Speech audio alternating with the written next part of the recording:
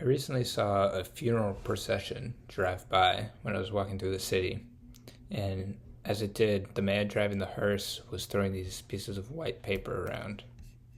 And I saw one of them, and it kind of looked like this line in the road. This is the museum. It kind of just blew away. And the funeral procession just drove off. There's sirens, some sort of like people escorting them. And here's the museum, beautiful clouds. So think about that, whatever that experience I just described was, and then whatever's going on here. And just think about what's going on in here is like safe and comfortable, beautiful and lovely. Whatever that was, I don't know. I don't know what to make of whatever the fuck that experience was. But this is not that. This is safe. It's going to be okay here. There's water. What's unfortunate about this museum is there's no good cafe. Really unfortunate. Kind of a disgrace. Some nice geese. Beautiful little pond. A little dirty looking, but it's okay. Some vitamin water. Beautiful sculpture. It's one of the most beautiful sculptures. Probably in the kind of Boston area, at least that I've seen. Terrible baby sculpture. Nice tree. Alright. Paint. So it kind of looks like an eye. Maybe that's its pupil. Then maybe if you turn your head around, maybe its pupil is like this, and that's a glimmer of light. That's just like kind of its eyelid. And that's the top of it. And those are strokes of paint. Sorts of weird stuff. This is the larger painting that's a part of, so that's the small part right here. See that? Yeah. Some sort of hunt going on. And so there's some people that kind of objected to the way I talked about not reading labels in museums in my last video. So I went to some museums and I read the labels, and I want to just kind of share why I kind of have a problem with it. And you can say I'm being a hater-ass bitch, but I'm not trying to be a hater-ass bitch. Think about this like it's science. Not in the sense you have to use your scientific part of your brain, but like, aren't there answers? Can't we at least figure out something? Maybe we can't figure out everything, but it's like, can't we at least hold ourselves to the standards that things make sense, thoughts are complicated and well constructed? And you can say, well, this is supposed to be accessible to the public. And okay, I'll keep that in mind when I read this. Let's see how accessible the little plaque for this thing is. But let me tell you something real quick first. What is this painting about? Don't even look at the name of it or who painted it. Just look at it. Okay, well, there's a guy. The first thing you really see is these dogs, because dogs are cute. But then you see they're fighting. You're like, ooh, they're fighting. And when you see it from far away, let's say you're in a salon, and there's like 1,000 paintings, and you see this painting, you say, okay, that's a cool one. I liked it. I liked that the dogs are kind of fighting. And I liked how kind of grim that was, but how beautiful the scene was. And I liked the music. Okay, those are fine observations to have about a painting. In fact, those are great initial impressions to have. But what does that really mean? Let's get a little bit closer and let's look at these dogs. Okay, still pretty nice, right? But notice how nicely they're painted. Some really non-realistic brush strokes that from afar kind of look like light and movement. See how this kind of looks like movement? Look at this leg. Sort of abstractly painted. And then this red. And then I have one here where I kind of contrasted it more. You can see. And then here where it's really contrasting. Don't pay attention to how yellow it is. Just look at how red. This thing just bit into this beautiful animal. What is this animal? I'd like to know. I'd like to know what this animal is. But I like that the light's passing through. But this painting begs several questions. One is this him? Is this the painter? Because it kind of looks like it, right? Because if it is, it's kind of interesting to think, okay, the painter is painting himself looking at this. Could this be, what could this symbolize then? Well, the immediate thought is maybe like a friendship or a loved one who you're now fighting with, right? Like you work to kill this thing and the energy of it is kind of overwhelming over here, and that's why it's painted with like this blood, and that's why this is so strange. Okay, that's one interpretation. Here's another interpretation. The artist has created his vision. This is kind of a representation of, obviously it's a bugle signifying the hunt, a kind of collective going out into the woods. This is something people used to do. This isn't a part of modern life anymore, but it's, honestly, I don't want to go do it, but it's nice to think about, people riding horses or whatever, using these beautiful animals to go kill these beautiful animals. And this is a bad photo, but this is all really, really interestingly painted. This is all really abstract. It doesn't really look like anything up close. It's just a lot of marks. Okay. So that's all pretty cool. And I guess, I don't even remember what I was saying, but those are some questions to ask. It's like, okay, what's going on with this dude? Like, maybe, does this signify something particular? Is this him? What are the animals? Like, what are their species? Does that mean anything important? Also, like, did Courbet hunt? Where is this? Why are the trees like all lined up? Is that something you can tell me about? And if you're going to talk about like art history and the movement and stuff, just maybe tell me like some artists that he was influenced by, or like, was he just in Dutch art? These like kind of remind me of Dutch art. A lot of this does. It's obviously, it just looks like a French painting, so tell that. Beautiful frame. Maybe tell us something nice about the frame. All right, let's see what they tell us. All right, so it's Gustave Courbet, French, 1819 through 1877. So he didn't live very long. The Quarry. Okay, that immediately throws me off. And then La Curée. Very fancy. 1856. Okay, so not really towards the end of his life, but I don't even know how. Okay, so 20-ish. So he was like in his 30s. Okay, so a mature adult. Oil on canvas. Okay. Now, let's look at it one more time with that in mind. Okay, the quarry. The quarry to me means a place where people go get rocks. So what the fuck does that mean? Is that something to do with like what this guy's doing? Or the dogs? Is this what is the quarry? Is the quarry the name of something? Is there a quarry? What it makes me think of is there's a quarry back here, which I really like. I like the idea that it's like, oh, maybe he's like a business dude and he's like out with his dogs and this is some sort of apparition of like, he's like have you ever read the story? It's like the most dangerous game or something. Some sort of figure like that. And this is some sort of weird, maybe kind of Ariel inspired figure. If you've ever read The Tempest. Tempest is very important to painting. Okay, so that's cool. All right, let's see what they wrote. So this is theoretically, again, so you can say, okay, this isn't supposed to be something that's really complicated. I can get down with that. But isn't this supposed to be what everyone that goes to see art in museums sees? Yes, of course. That's what we're talking about. This is what people, these are the labels. Obviously this isn't a perfect representation of everything. It's just an example. And the idea of it is supposed to be to educate people, to make museums a more open space, to initiate dialogue, to make people feel like they're able to understand the art better, and ultimately to, I think, kind of make the art, I think ultimately to justify the museum's like credentials as we understand what this is. So you can imagine with ancient art, it's like, this is what this is. This is where we got it from. We dug it up out of the ground over here. Or it was part of this culture at this time. Like, labels mean things in those museums. What does this one say? Courbet. Okay, well, starting off with information that was already up here, who famously described himself as the most arrogant man in France, was the self-styled leader of the realist movement. Okay, the first thing that stands out to me is capital R realist. I'm just going to say that doesn't mean anything. I really don't understand why they use that term here. And that already knocks off a few of the things that you're trying to do with one of these things. It's not accessible. That word doesn't mean anything to most people.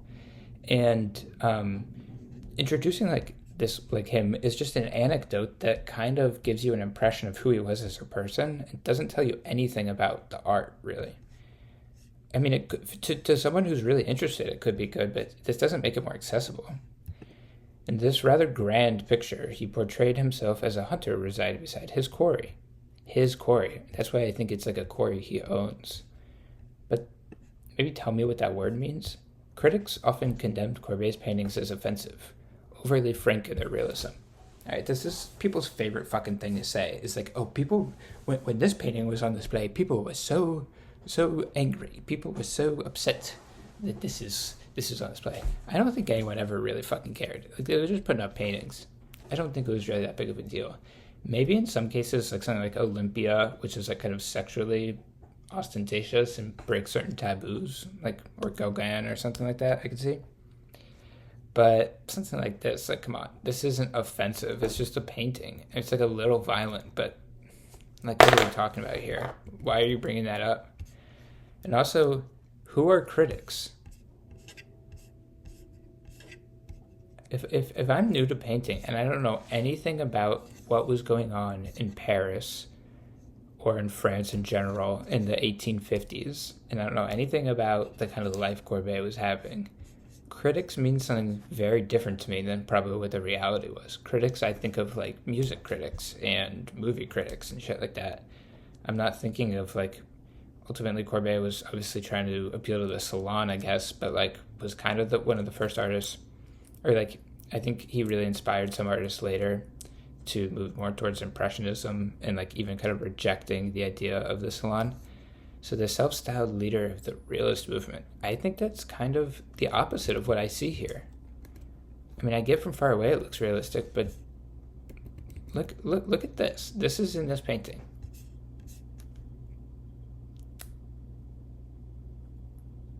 Would you call that a realist, a capital R realist flower? I don't think so.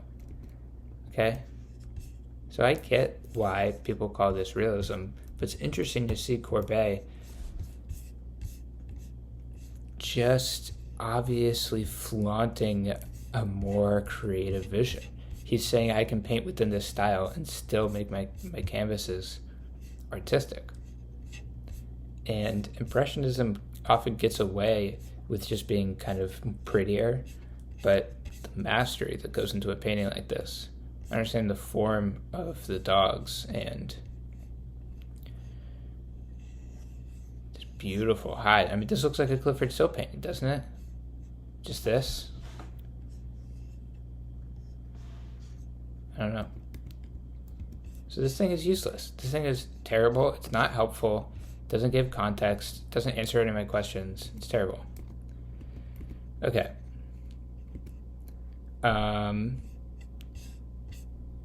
So this is, let's go the other way now. Let's look at a label and then see, maybe try to guess. Let's read the whole thing, everything that's here, and let's try to guess kind of what it looks like. And one thing I want to preface this with is, I think it would be important in a label to not necessarily explain what's visually going on, because it's obviously not a resource for people who are visually impaired. And so the thing needs to be about not describing what's there, but describing how to interpret it, or describing its historical context, or describing facts about it, or describing why it might be relatable. What I really don't want to get is like a description of it, because if you're telling me how to, just what it is, that's not going to be helpful. And the other thing is, you need to really focus in on what is there. So your description needs to be very, very set in the reality of the physical object that's there. So let's see what's going on here. John Singer Sargent, American, 1856 to 1925, fishing for oysters at Kankakee. 1878, oil on canvas. Okay, oh, that's fine. I like all that. I think it looks nice, good. I actually like the name a lot. Good stuff. Kankakee. All right. Already, you're just repeating the name. Just want to point that out. On the northern coast of Brittany. Where's Brittany? Is that in Britain? If that's the case, just call it Britain. I don't know where Brittany is. I don't think most people do. Was famous for its oysters and the picturesque fisherwomen who harvested them. Okay, so that tells me that this town, Kankakee, is on the northern coast of Brittany, and there's women there who were harvesting oysters. It's very important to know that they're harvesting oysters, because if you look at the painting and there's not literally an oyster in it, you might not get that. So that's helpful. Rather than show the details of their labor, Sargent concentrated on capturing the moist atmosphere, fluttering breeze, and shimmer of wet sand. Okay, I just want to critique this from a literary perspective. This is writing. This is ultimately creative writing. This isn't about facts. This is about a painting. I mean, the facts of the painting, but like, right, it's a creative endeavor. You're talking about the imagination. Rather than show the details of their labor, so you're saying what they're not doing, you're emphasizing that he's not doing that. So that makes you think about what it would look like if he was doing that, okay? Sargent concentrated on capturing the moist atmosphere. Why are you using the word moist? That is not a good word to use when you're trying to include a lot of people. People hate this word. Don't call anything moist. In a moist atmosphere sounds gross. That sounds like when you walk into, like, I don't know. The first thing that comes to mind is like maybe some like a room at the zoo. You know what I mean? It's moist in there. In that case, maybe it's applicable in a gross way. Fluttering breeze, I like that, but that makes me think of flags. That makes me think of clothes fluttering in the breeze, okay? And shimmer of wet sand. Well, anytime you're talking about a shimmer, you're talking about a play of light. And so that makes me think what's going to be important about this painting is the play of light on the sand, okay? His seaside sketches culminated in 2 almost identical paintings, enabling him to show his work in 2 places at once. So that tells me that he's able to just perfectly copy whatever's going on. So that kind of makes you think like, okay, well, maybe it's not like an instantaneous artistic creation. Maybe everything here is really kind of considered because the whole idea is I can do it again. So that's kind of interesting, I guess. Culminating in almost 2 identical paintings, enabling him blah, blah, blah. Okay, the canvas appeared in New York's Society of American Artists in 1878, and his L'Autre en route pour la pêche, setting out to fish, National Gallery of Art, was included in the 1878 Paris Salon. Okay, this is all talking about a painting that isn't here, or at least what this is. So it's not really helpful. Gift of Miss Mary Appleton, 1935, 35708. Right, so this means nothing to me. Gift of Miss Mary Appleton. That's a cute name. Mary Appleton, 1935. So that tells me that maybe she gave it to the museum in 1935. So it was in her collection for roughly 50 years. Okay. Something to learn. But this really doesn't tell me that much about the history of the object or anything about Sargent. It doesn't tell me. It just kind of, like, all this is just describing what's there. And I agree some of this is important information, but I think what would be much more useful, just off from the bat, is, like, where is Kankale? Why was it famous for oysters? Like, can you tell me anything about, like, the town more than on the northern coast of Brittany was famous for its oysters and the picturesque women who harvested them? Okay, picturesque, not needed. It's a picture. I understand it's better to be picturesque. If it's not picturesque, I'll fucking walk away from the painting. Don't worry about that. Fisherwomen. Fishing at oysters in Kankale. Okay, so I know they're fisherwomen. So can you tell me anything, right? Because fishing, so pretty clearly I'll figure out what there are if I look at it, right? I'm assuming, unless it's super abstract. This makes me think it's a very abstract painting. Because they're not really talking about, like, the symbolism. They're not really talking about the history of why it might be, like, less realistic than other people might want it to be. They're not really talking about, like, I mean, ultimately what's interesting is a formal analysis, not of just naming, like, what's there, but of saying how is this creating effect in the viewer and how does it relate to other painters. I think a lot of times it should be interesting to be like, okay, well, we have this other painting over here. Like, we have these, what was that other dude's name? Winslow Homer paintings that are kind of similar to this one. Maybe go look at that. Like, that could be a helpful resource, is being like, these paintings were painted at a very similar time. They're of a very similar subject, maybe even at the same place. That could be a helpful resource. All right, instead you get his seaside sketches culminated in 2 almost identical paintings, enabling him to show his work in 2 places at once. Wow, very cool. All right, let's see what this painting is. Wow, look at this painting. Look at this frame. This is a fantastic painting right here. Wow. I'm thoroughly impressed.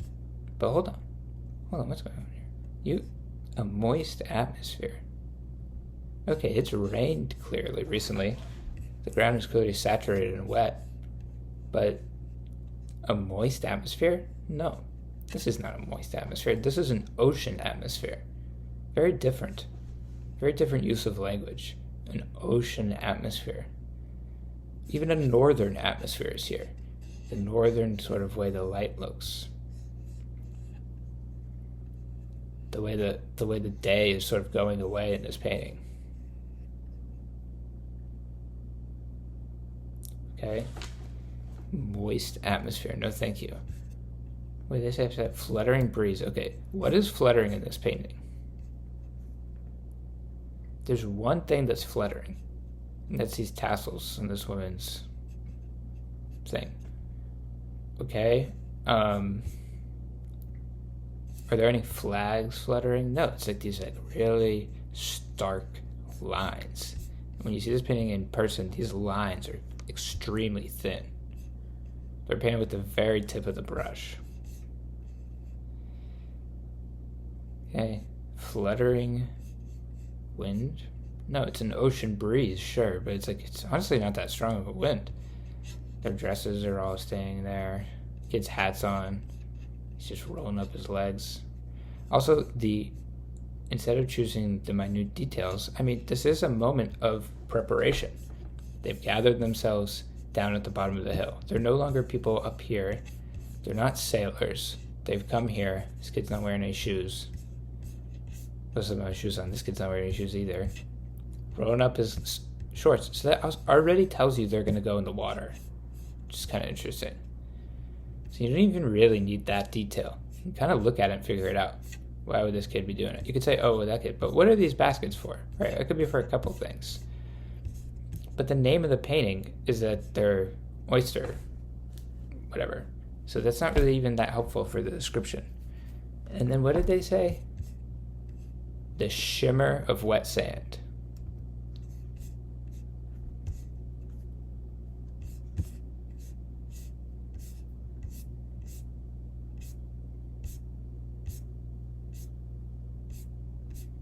This is the shimmer of wet sand you're talking about? Really? This is just a wet after it has rained looking ass beach. Kind of gray over here. There's puddles, sure. I wouldn't call this I would call this a wet puddle. Wet puddle looking ass sand. It's not a glimmering wet sand. That's the wrong word to use. It's imprecise. It's inaccurate. It's wrong. Saying that it's about, rather than showing the details of the labor, surgeon concentrated on capturing the moist, just makes it sound like it's an atmospheric landscape. It's not about that. It's about these people. The landscape is honestly just kind of done kind of sketchily. It's about these amazing, it's about the small bit of light that's coming into, it's like that's the subject basically. It's this fluttering. And these are really abstractly painted. They look realistic, but they're really abstractly painted. And it's about, just moist atmosphere is wrong. You shouldn't be using that word moist in an art museum. It's like wrong. I feel bad even using it in my video.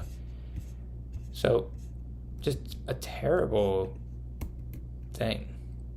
Some other random art. Alright, and then I'm going to try something out here.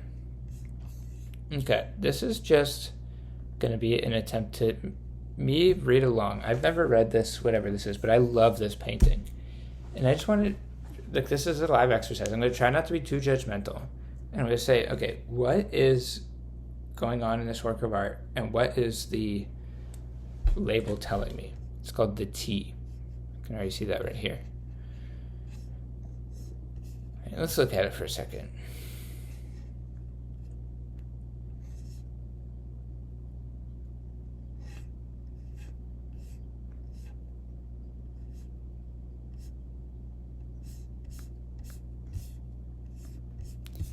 Right, when you walk up to this in a museum, just to look at it for like 15 minutes. Don't judge it, just look at it for 15 minutes. And then go get tea. Think about how beautiful this woman looks. And just imagine being her. That's really what, if I could write something on a label, that would be what I said. Just instructions of how to look at the painting. Because it's a very satisfying experience. This is one of the most elegantly painted, like look, I mean, just a breathtaking, and it's obviously kind of related to Degas in an interesting way, but these are really abstractly painted. When you look at it, every bit of these has color all over them. It's hard to see in this photo. There's color all over these. And it's like a precursor to basically what eventually became really bare minimalist painting. But it's here kind of just a heightened moment. There are always moments of, like, I mean, Americans are always moments of, like, kind of very similar to a lot of poetry, what poetic moments are about. A moment of harmony and of realizing, oh, things play into each other in all sorts of interesting ways. The way the tea looks compared to this kind of muddy reflection in the mirror, and the abstractness of the sofa and all this stuff. It's all very interesting. And I think a label in general is just, you don't need it there. But if there's anything there that I want to know, it's like, do you guys have these? That'd be cool if you guys had these. Why is it so abstract? Because that could throw some people off. It'd be worth explaining.